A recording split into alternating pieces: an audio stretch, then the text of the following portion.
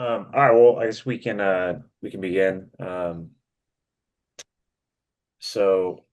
Quick introductions from our side, IV Energy, or the solar software billing company. Um, you have Logan and Colin. That's myself, and then we specialize in being able to monetize the software behind being able to monetize the actual solar. And then from the HES side, Ross, I can let you take over, but they're more on the hardware and the construction. Yeah, so I'm Ross Williams, President, CEO, HES Renewables. We are a full EP contractor covering most of the southern half of California as our territory. We've been around since 2001, and we bring the project to life. We do both design, procurement, and construction services. So we're heavily involved in the early onset, project development phases where we design and develop what type of system is going to be utilized. And that's really when it's best to integrate IV into the calculations because you can, show what the solar can do and how to best monetize that the system that we're going to install. Excited to be here. And then Nick is also on the call. He's my director of sales and marketing. He can introduce himself a little more. Yeah, thanks, Ross. So, like you mentioned, my name's Nick. I'm the director of sales and marketing here at HES Renewables. Super excited to have this webinar with you guys.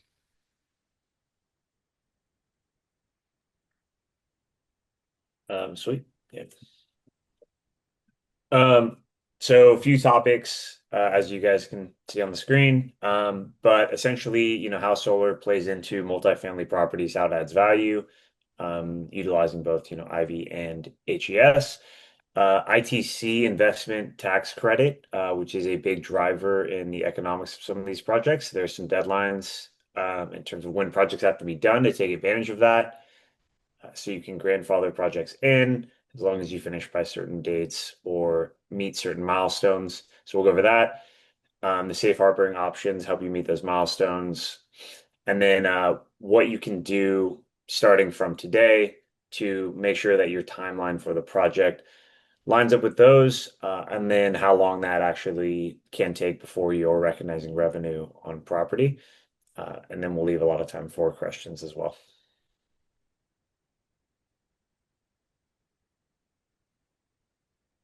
Awesome. Thanks, Colin. So a little bit more about us. So we partner with our clients to basically change the way the world is powered. A huge part of that is bringing solar to multifamily residents.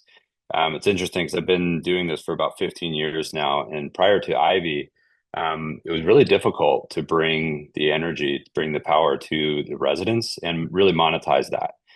So Ivy software enables owners of buildings, apartment buildings, to capture that revenue. Prior to that, we could do some work around some funky stuff that was, not great, left a lot of money on the table, and didn't really give a clear understanding of the value of the solar that was being given to the residents. But Ivy software really helps us do that. So we started working with them. 2019-ish, when they were a lot younger, and started to bring them into some of the projects we were working on and show the value to some of the companies you're seeing on the screen here today, to see the value of what Ivy can bring and what solar can bring to these properties. We're going to talk mostly about multifamily today, I believe, but the software works on really virtually any building that has a meter.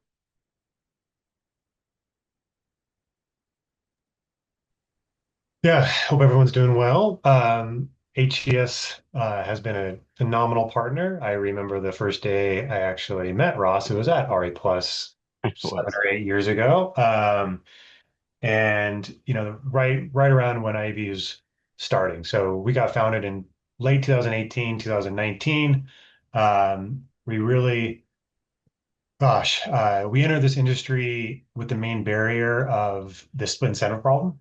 This includes really lack of access to tenant energy data and the complexities of determining what that tenant should have paid before paid for the solar that they consume. And so I think even I was in this industry before IV, deploying solar on even properties that a lot of them were master metered, and then they're billed back to the tenants. But there was this net bill, post-solar bill that was lower than the pre-solar gross bill. And there's this gap of what was the pre-solar bill. And so there's been this complexity for a long time, and really complex in the true triple net lease environment where the bills are in tenant's name, but you have all this roof space, so there's value opportunity. So we really wanted to approach this industry. I saw this opportunity of, hey, it's really an underserved community. And when I say that, the state of California has almost 48% renters. And so, and I think it's only growing. So it's going to be over 50% soon, and it's going to really skyrocket there. So from that perspective, you really have a big opportunity there for solving the split incentive issue. Similar to what Ross just mentioned, we have some really good early adopter clients, some cross clients with HES here, and then some really good investors that are backing us in this industry. Next slide, please. Yeah. So we feel that Ivy's really solved the split incentive issue. We actually initially worked with the state of California to our seed grant was to solve the split incentive issue. But where the state of California wanted us to focus was something that was very tenant friendly, tenant educational, something that was really clear versus just a dollar amount of you owe $100, right? So we built our platform around a very tenant-friendly environment. In order to do that, we really try to structure our product to be simple, scalable, and optimized. We do this by tracking tenant consumption alongside real-time solar production data. We create a transparent solar bill, as you can see here, incentivizing tenant energy behavior to use on-site solar versus off-site. We actually present, what portion of their bill came from the grid, what portion of it came from live solar, what missed opportunity of solar, and then actually solar credits. So we give a complete breakdown of educating them of how they really use and consume on-site renewable energy. We integrate directly, sorry, Austin, I'm not done yet. We integrate directly with the property management systems. So we try to alleviate all or as much workload as possible to property managers. We build APIs into really property management systems like RealPage and Yardi and that sort. Overall, we really feel we've increased the real estate's asset market value by unlocking brand new NOI. So it's not just an expense reduction, it's actually investing into an asset that opens up new NOI, which we'll show here in a case study. Well, this is the actual breakdown of the NOI, sorry, before the case study. So this is how we generate that income. So I mentioned earlier, one of the biggest gaps in the solar industry is populating the gross bill, which is the pre-solar bill. So once you go solar, whether it's behind the meter or whether it's use of VNEM or a NEM aggregation, the utility company typically does not produce a pre-solar bill. So someone has to come in there and produce a pre-solar bill. So this example says before solar was a $100 bill. Post-solar, the utility produces what's called a net bill, which is $40. So that means that $60 were created of solar savings. Our platform allows the industry to pass through a tenant discount, and that discount is only applied to the actual solar savings that was distributed to that unit. So unit A may have $60 worth of solar savings, unit B may have 50 or 40, and what we do is a pass-through discount. Therefore, you're never discounting the net cost, aka hard cost of utility left over. So you really incentivize that tenant to use more solar and create more savings, which creates a really win-win platform here.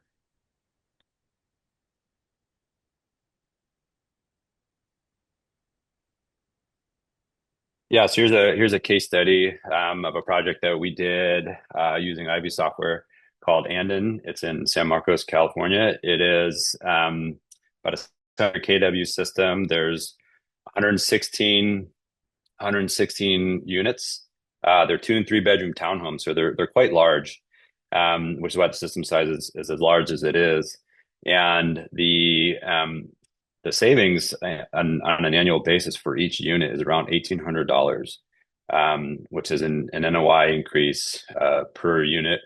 Sorry, total of around, what is that math? Of around $80,000 a year, something like that. And that's a $36,000 per unit market value increase. So that you can see how quickly the system can generate significant revenue. And the cool thing is it doesn't add any square footage, it doesn't add any doors, it doesn't add any tax implications. It's simply revenue that goes directly to the bottom line. That's why the NOI is so attractive to most owners. So systems like this are really neat, and the tenants really like it because they save some money and they can say that they're green and clean and all that, and so it's really a win-win. The elevator pitch is, why let 100% of the energy sales on your property go to the utility? Why not put 60% of that in you and your tenants' pockets, right? And so that's the formula that we're using, and that's why it makes a lot of sense to do this using IB software. Ross, to layer on top of that, from a high level for those on the call here, we work with long-term asset holders. We work with merchant builders, people who acquire, flip, however you want to structure a multifamily asset. The most common way people look at this is, hey, I'm going to invest in, say, 6K a door to deploy on-site solar, but what's my year one or stabilized NOI opportunity of a new NOI, not expense reduction, new NOI? And that translates at a 5% cap rate to about a 20K per door. So you invest 6K in year one, you add 20K. So the delta there is either upon a long-term asset hold, market value add, or additional new NOI, or selling the property. So on a turn, selling it for a higher value. And we do have history and case studies around that. Yeah, or in addition to that, a lot of people will refinance it, once it's in the ground, and then that's a huge part of that refinancing mechanism, and then pulling that money out and go building another one. That's something very common we see as well. Great point. And it's a big help. All right, next slide, please. Okay, so we're going to start talking about the investment tax credit and a lot about safe harbor and why it's important to know some of these dates that we're talking about. So here's what's on the table, and here's what the opportunity is as it sits right now. The investment tax credit has a 30% base, and this is off of the total system cost. So if it's $1 million system, it's a $300,000 tax credit. Okay. In addition to the base, so every system that has every property that has a solar system added to it gets a minimum of 30%. Okay. And then it has a series of adders that can get you all the way up to 60%, the 60% tax credit. Those adders are called low-income communities. That's determined by the property location. It's something you have to apply for. It's the only bonus adder that you actually have to apply for and get approved. The others just come, off of your taxes when you file. The next one's called energy community. This is defined as a tract of land that has had either a coal-fired plant or a coal mining facility retired since 1996, I think it is, and has a unemployment rate that is lower than or equal to the national average. This virtually is true of every tract of land in my entire territory. I think most of California. In fact, there's a map you can find to see if the energy community will apply. That's a 10% adder that most projects that we work on get. The next one is a 10% domestic content adder, and this is determined by using components that are made in the U.S. And we're slowly, as manufacturing, U.S. domestic manufacturing for solar components grows, we're slowly being able to reach this extra credit with more and more of our projects. And then the yellow, there's the remaining cost.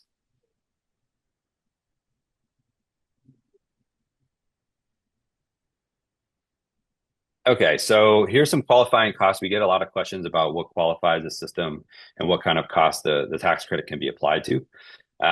So it's all the solar system components and installation costs, including switch gear if it's required to be upgraded by the solar. The structure, the pads, trenching, anything that's required for me to install a system on the property is included as a qualifying cost, including carports that are built specifically for solar arrays. We do a lot of solar canopies. So the structure is built just for solar. That also qualifies as a cost. This is really nice because a lot of projects we work on do require covered parking. And so you can add solar to your covered parking. It can check both of those boxes as a requirement for your covered parking and also for your solar. And then you get the tax credit on top of it. And then in addition to that, any energy storage system, any battery system that we might recommend is also covered as a qualifying cost. Non-qualifying costs, this isn't an exhaustive list, but these are the most prominent examples that we run into. Roofing is not a qualifying cost. We used to include it in some of it. It was a little gray before they redefined it, but it's crystal clear now that roofing costs are not qualified to receive the tax credit. And then any carports without solar, that's also a common one. It's like, a lot of properties will have, 8 solar carports and 3 without. The 3 without are not qualifying costs. Okay, so what changed with this one big beautiful bill? So this was signed into law on July 4th this year, and it effectively pulled in the investment tax credit that was originally slated to wind down in 2034. It pulled that date into December 31st, 2027. So we're going to talk a lot about what that means. And mostly today, we're only going to talk about Section 48E of the tax code, which is the commercial tax credits. There's a whole other section that talks about wind and residential solar. We're not talking about any of those sections, just to be clear. The residential solar ends this year entirely. So that's Section 25D. So this only applies to Section 48E, which is the commercial and industrial solar tax credit code. Okay, so how do you ensure that your project can get the tax credit that we just talked about? You can safe harbor your project. So there's 2 ways to do that. The first way is called the 5% test, and the second way is called the physical work test. The 5% test is generally the easier way, especially for projects that have a long development cycle. For example, if your building's not going to, come out of the ground until mid 2026 or the end of 2026, it's impossible for me to physically start working on site, right? So you would use the 5% test to safe harbor the project. And the way you do that is you simply incur 5% of the project cost. It's literally that simple. Qualifying costs include modules, inverters, racking, and electrical equipment specific to the solar project, and any design engineering for example, for carports can count as a qualifying cost. And so the easiest way to do that is usually modules. So what we do is we just calculate how many modules you would need to purchase to get to this 5% test, and then we would store them either on site or on an offsite facility. It's relatively easy to do. You just need to simply incur that cost. Some things that don't qualify for the 5% test are like site clearing or prep work or general design work that isn't specific to the project. Second way is called the physical work test. And this is where you actually begin work of a significant nature. You're on site, you're actually installing things, the project is actually started. You can also use offsite fabrication, for example, of carports. If you have a fabricator offsite who's erecting the steel or fabricating the steel specific for your project, that also counts as beginning construction of a significant nature. The work must be continuous. And so once you start work, you can't stop. And so you need to actually start construction. They made it pretty clear with this new trade bill that you have to actually start work and continue. for example, you can't just go and dig a trench and put a piece of conduit in and say we started work. That's not going to fly. Okay, so some things that don't qualify: financing, design work, basic site clearing, stuff like that doesn't count. You actually have to start work on the project and continue. Next slide. Okay, so how do you safe harbor? So first thing would be to get a quote and engage with us, right? To try to understand what the project costs are, what the financial benefits are, how you integrate Ivy's product into the project, and how you can understand how you're going to finance the deal. Sign a contract with us, determine the best project, the best way to safe harbor pathway. Again, I think most of them will be that 5% test. We'll get into a little bit more details on that in a minute. But it's possible to do the safe harbor test. So determine your best path forward there, and then keep accurate and complete records and documentation. This will be important. Okay, the first 5% specifically is very important, where you need to show that, hey, I bought these panels specific for this project. I safe harbored it. Here are the receipts. Here's the invoice. Here's the payment. Keep all that accurate and complete information, because you'll need it to go claim the tax credit when you do, which is step 5. Once the project is complete and operational, then you go and claim your tax credit. Cool. Thanks, Ross. So here's some of those dates that he was mentioning that we have to have on our radar. I'll go over them a little bit more details as we move forward.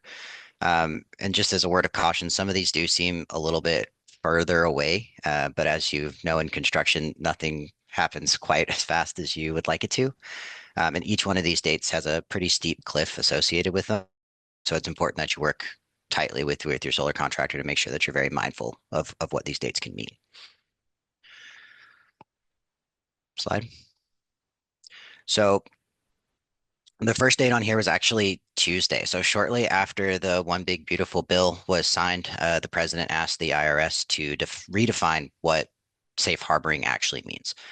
So the decision that went into effect on September 2nd is that any project over 1.5 megawatts AC is not eligible for that 5% test. So they have to do the physical work test. The good news is in multifamily, a lot of your projects are probably going to be under this side and still eligible for that 5% rule, which is the simpler way to safe harbor. But what this does show us is that this administration is pretty serious about kind of cracking down on this and making sure that we're moving things along quickly. So the next big date that you really need to keep in mind is on 2025, so the end of this year. So between now and the end of this year, you can lock in your safe harbor and absolutely nothing changes for you guys. You get the ITC, all of the eligible bonuses that Ross mentioned, and you can do it with whatever equipment you'd like to. At the end of this year, though, that changes. So starting on January 1st of 2026, any new agreements must consider prohibited foreign entities, or PFE rules. A lot of people on the call are probably more familiar with the term FEOC, or foreign entity of concern. These are basically the same thing. The administration changed the term from FEOC to PFE and added a few additional considerations. The one that we're most concerned about in the solar world, the country that we're most concerned about is China. But Russia, Iran, and North Korea are also included here. And then next year, we won't be able to use any materials that are directly owned or under the effective control of any of the PFEs.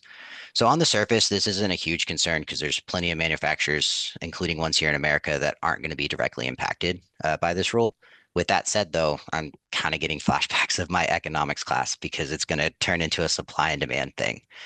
Some of the major suppliers that are being pushed out of Chinese production that are still eligible for the ITC are going to be in really high demand. High demand means limited availability, which could potentially mean higher prices or tighter supply chains. Slide. Cool. So we've decided to safe harbor. So the next obvious question is, when do I have to have this built? So there's a couple of different dates that you really need to look at. The first major stage gate here is you start right now. Sometime between today and the end of the year, you go through all the steps that Ross mentioned earlier to safe harbor the project. You don't have to follow the PFE rules, and you must have the project completed by the end of 2029. This is very, very attainable, even for super complex projects. So this is best case scenario. The second is that you start between the first of next get a little bit tighter here. The timelines get a little bit shorter. You still have until the end of 2029 to put the project in service. But now you do have to follow those PFE rules, and you've constricted that timeline by about 6 months. Um, Keeping in mind that the PFE rules are likely to create a little bit of material uncertainty. So if you can't safe harbor this year, the earlier next year is better. This second stage gate here applies a little bit of complexity, but it's still very feasible on this timeline. The third option is it's July 5th, 2026. You weren't able to safe harbor, and now you're looking at putting on solar on a building, and you're still really hoping to get those tax credits. Uh, this is still technically possible, but you've turned what was a nice marathon pace into an absolute sprint. So in order to secure the ITC and all the eligible bonuses, you must finish the project by the end of 2027, 12/31/2027, which means you now have 18 months or less to go from contract to power on. So it's definitely possible, but speed and efficiency are really going to come into play. You're going to have concerns about supply chain, crew availability, and you have to cross your fingers a little bit that the utility and interconnection process is super smooth. I would recommend avoiding the situation if at all possible, because the earlier two dates are a lot easier to work with. And then you throw in new construction into this. So that adds a little bit of complexity to everything, because sometimes your building's not built. You're not sure how much solar you need, when you need to put it on, how much solar that's going to end up being with all your Title 24 requirements and all of those extra considerations. So new construction's on a different timeline altogether. We do recommend moving as quickly as you can to safe harbor those projects, but as an added security for you guys, slide, please. As an added security for you guys, we've been talking about this 5% rule, 5% rule, 5% rule. Here at HES, we've actually kind of internally made it a 7% rule for new construction. And the reason for this is to add that extra layer of security for you guys. So as your building is changing, you're moving your mechanical equipment around, you're doing all of these things that happen in construction. It's a very fluid process. There's going to be changes to the solar. And the biggest concern is if that solar cost goes up and you're no longer met the 5% rule by what you spent early on to safe harbor it, you're technically at risk of losing your ITC. So as that extra layer of protection, we're doing a 7% standard material procurement cost at the beginning of the project to help ensure that safe harbor happens.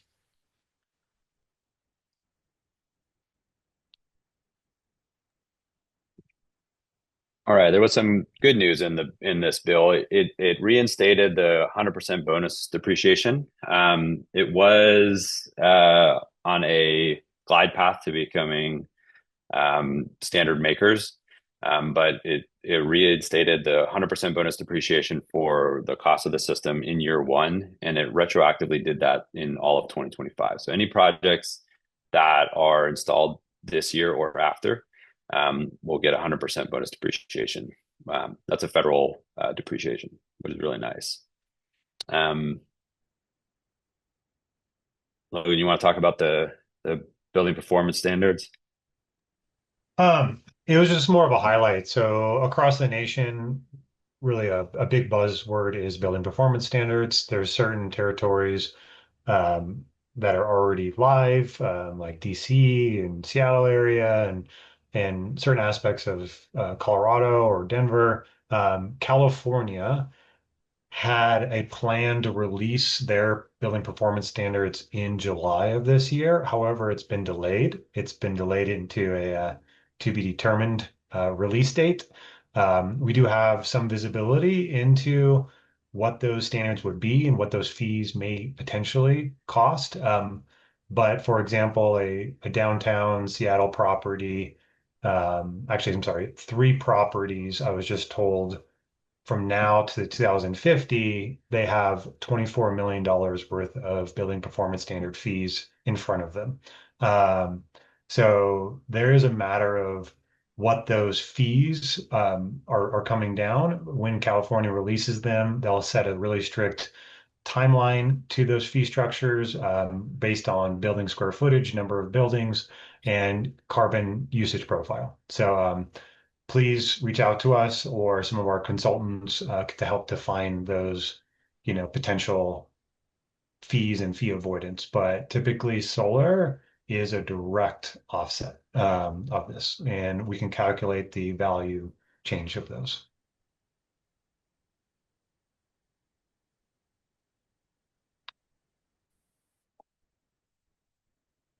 All right. So our recommendation is to, start as soon as you can. The most advantageous way to do this is to safe harbor by the end of the year, as we talked about. We get that's not an opportunity on every single project, but you can start to understand what the options are by reaching out and understanding what the project costs are, what the benefits are using IV systems, and then deciding on a finance strategy and figuring out what the milestones are in your construction schedule to ensure that you can meet some of the dates that we talked about today. So reach out to any of us, and we can get you started on understanding what some of these options are.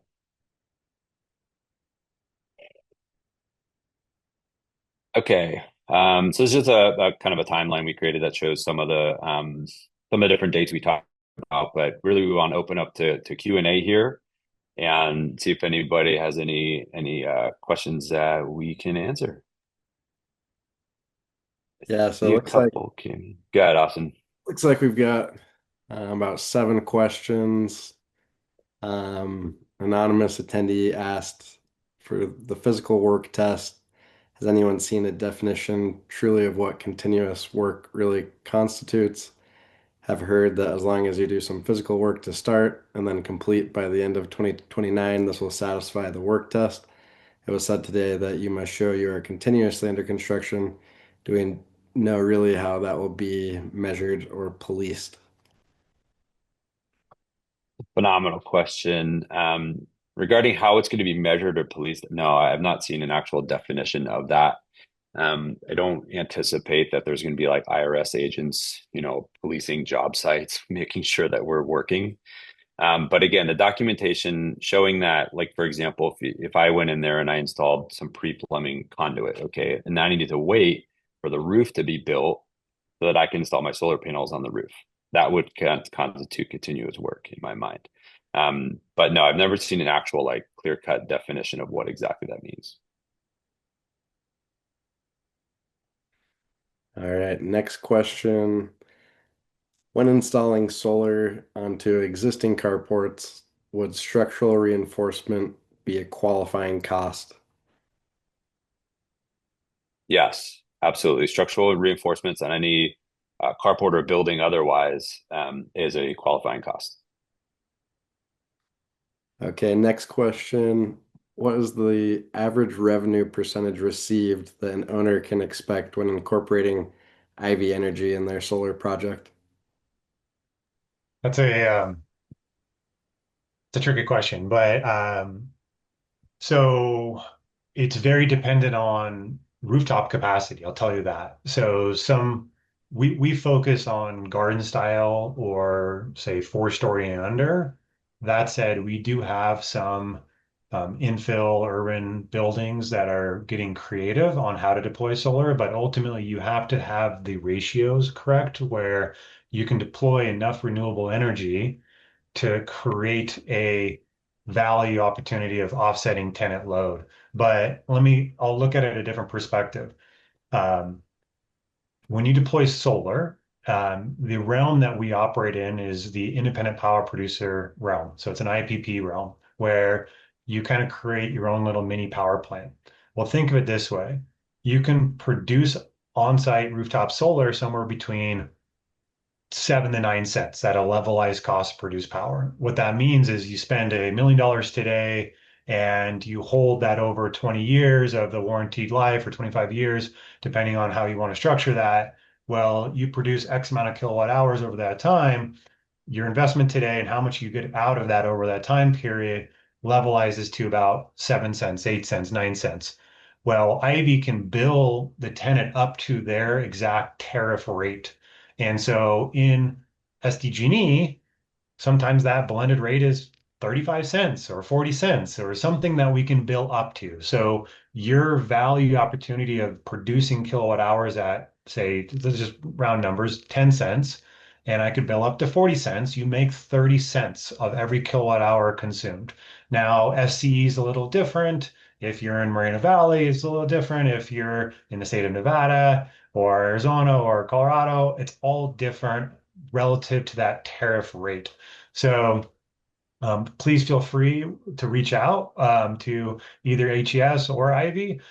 We typically do free portfolio analysis, something from a high level analysis of what's your site, what's your rooftop capacity, what's your tariff of your zip code, where you're at, and we'll give you that high level delta value prop and either tell you, yes, there's a lot of value in this property, or no, in certain, Sunbelt states, the utility rates are, sub 10 cents. They're 8 cents or something, where I'm like, no, it's a negative IRR. You're not gonna produce power cheaper than the utility rate. So we'll tell you that during the free portfolio analysis or project analysis. Okay, the next question for the PFE requirements. I buy my panels from a USA manufacturer, but they got their materials from China. Do I lose the tax credit?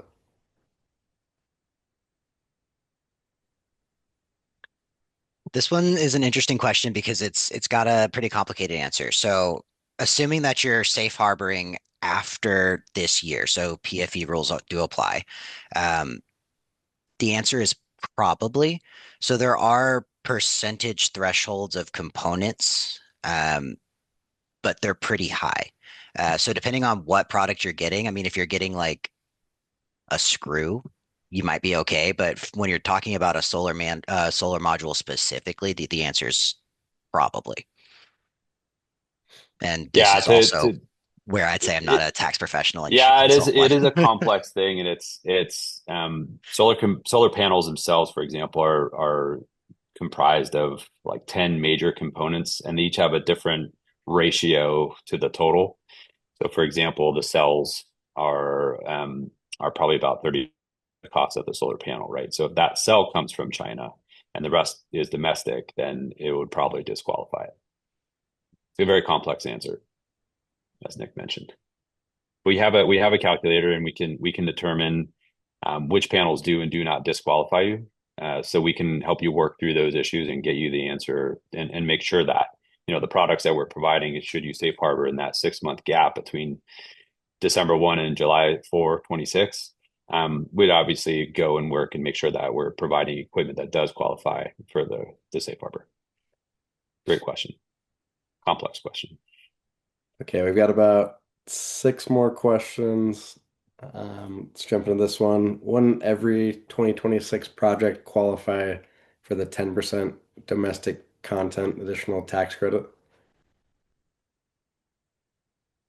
No, not every, but potentially you can get there easier. As I mentioned, a lot of the manufacturing is ramping up and coming online, so there are becoming more options available. So I think most projects will be eligible, will have the opportunity to, but not all. Okay, next question. Are you seeing battery systems being used to take advantage of time of use billing to increase NOI? Yeah, so uh, there's definitely the right situation. So we have a few projects where it's actually a blend. We have some projects on VNEM, and then some projects that are behind the meter. And even projects that are in VNEM, they are looking at deploying if it's large enough and if the system's in place where they can roll out, say, a container. The container is cost effective enough to just do time of use tariffs. But that's really only valued if it's big enough because it drives the Mhm. cost down. And that would be, the delta between, say, 40 cents and the export tariff of 7 cents that the utility would pay you for it. And so that's the value prop of a battery system. When you get in a smaller boutique size, I have been a part of projects where you do like a individual unit interconnection. So you almost treat multifamily like a single family home where you have 300 systems for 300 units and you install systems behind the meter with battery and storage. You really have to do that at scale. But from what we've seen, it's actually a little bit, depending on cost, actually driven the IRR returns down with a battery because the cost just isn't there unless you're buying at such great scale to drive the CapEx cost down. But we think it will get there. And if there is any local jurisdiction or city initiatives or rebates for storage, that improves it immediately. For example, up in Massachusetts and Rhode Island and Connecticut, they have a phenomenal battery incentive that makes it pencil. But it just kind of depends where you're at. Yeah, to add to that, something we didn't touch on too much here, but batteries in the big beautiful bill, there was actually a carve out, and they don't follow these same timelines. It's actually right here on the end of this timeline. The batteries don't have any of these weird rules tied to them. They are as a standalone, they don't expire until 2034. So just want to throw that out there. That batteries, these timelines don't apply to the battery component of the project.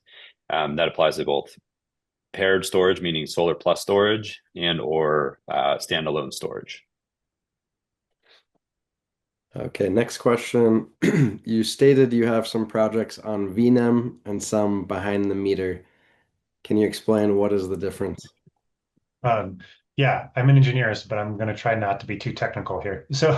Um, so think of single family home. A single family home, when you deploy solar on it, you have a one utility meter, and that one utility meter feeds all of the load on that property. Well, when you deploy solar, you can connect behind the utility meter. And what that means, that's on the user load side that you connect to solar. That is considered a behind the meter interconnection from a solar interconnection rules and regulations. That directly offsets the load, and that meter becomes a bidirectional meter. And it's a whole component there of that solar only offsets that meter. Now, the difference is when you get to a property with multi-metered on it, meters on it, the state of California and the IOUs built VNEM or NEM aggregation back in 2012. When they did this, they had this in mind of, hey, that's really complex to say there's 300 units on this property and 300 solar systems. That's a lot of wire. That's a lot of inverters. That's a lot of interconnection agreements. So let's build VNEM. And the V is virtual net energy metering, where you can potentially install just one solar system and it's connected to a line side or utility side. So in front of all the meters, it's kind of backfed into the utility, but on parcel. Um, and then the credits are virtually allocated to what's called the benefiting account. So the beauty of that is not all 300 units have to get to solar. You could just send the solar to, say, 40 of the units or 100 of the units. So it gives a lot of opportunity for owners to reduce risk or mitigate that solar deployment where I only want to deploy solar to offset 100 units of my 300. You could leave 200 units off the platform. You could leave them off and they just have their own bill with the utility company. They don't get any solar interaction. So it's done virtually all in the back end. So it is a very nice platform, but it does need someone to manage it. And that's really where we fit in from IAV. We really built our platform around that and that use case there.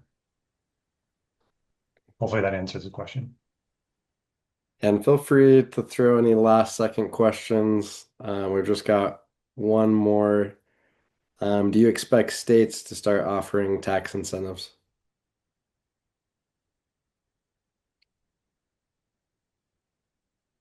That's a really good question. I don't think so. It's possible, but I don't think so. I don't anticipate that being a something that at least California wouldn't do. I don't think. Maybe other states that I'm not as familiar with. I don't think California would do that. I haven't heard of I haven't heard anything of talk of that happening. What I do think would happen though is um, before that would even become necessary, a lot of the dates we talked about are, 2, 3, 4 years out from now. This bill, this big, beautiful bill, changed a bill that was signed in 2022. So that bill was very solar friendly. It's the one that had the 2034 deadlines, had a nice 10-year runway for tax credit. 3 years later, here we are, and it's getting reversed almost entirely. So I do anticipate in the next 2 or 3 years that there will be another regime change, and then this will go back again. So that I think is more plausible than the states getting involved. But who knows where that's all going to go?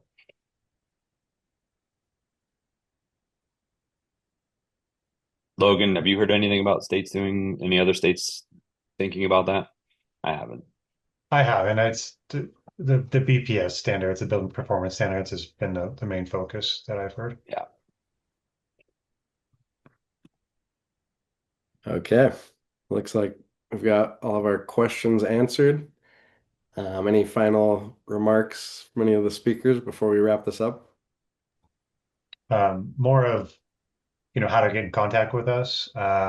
Feel free to reach out.